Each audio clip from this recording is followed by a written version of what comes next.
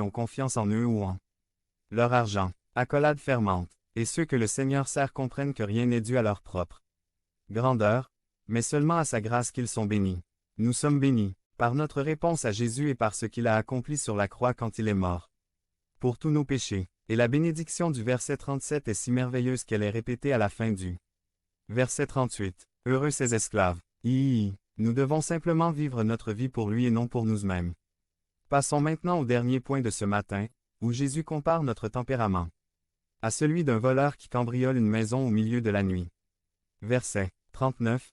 Mais sachez-le bien, si le chef de la maison avait su à quelle heure le voleur viendrait, il n'aurait pas permis que sa maison soit cambriolée, ce qui est assez évident en fait, mais cela c'est ainsi que nous attendons le retour de Jésus. Ils nous prendront au dépourvu, en fait comme ce même point est répété avec plus de force au verset 40.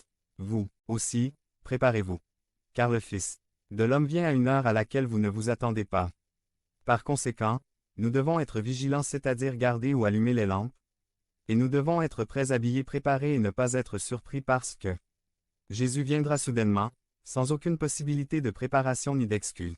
Ces versets me faisaient peur, mais j'espère transmettre un message autrement.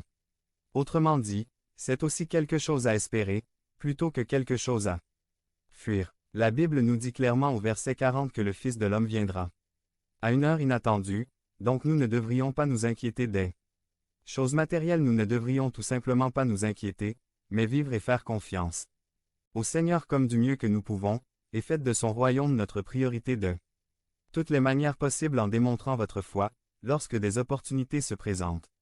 Point. De cette façon, nous serons prêts pour son retour, pas désespérément, pas frénétiquement, mais responsables. Un homme a déclaré un jour, « J'espère ne pas mourir subitement.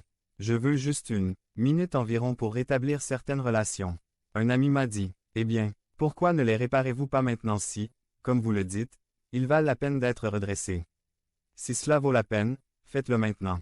Si quelque chose doit être fait, faites-le maintenant et éliminez-le à tout le moins, cela vous procurera une tranquillité d'esprit. » Un autre homme qui en était très conscient travaillait dans son jardin lorsqu'on lui a demandé, 832 Que feriez-vous si vous saviez qu'il ne vous reste qu'un jour à vivre? Il a répondu, point. Je finirai ce jardin. Il finirait ce qu'il faisait. Nous devons quotidiennement faire les bonnes choses, avec diligence et sans panique. Car Jésus nous a promis qu'il reviendrait, mais il nous a aussi dit qu'en attendant sa venue, nous devons dire dans nos cœurs, je suis prêt. Et, si nous pouvons vraiment dire cela, alors nous sommes en paix, et nous pouvons vraiment reposer en paix. Oui, il y a des choses que nous aurions aimé faire, mais nous ne parlons ici que de ce qui doit être fait.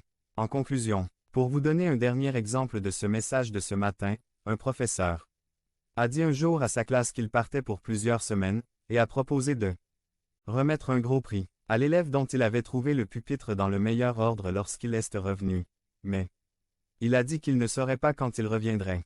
Le prix étant si important, chaque enfant était déterminé à le recevoir, y compris le petit Johnny, dont le bureau était toujours en désordre.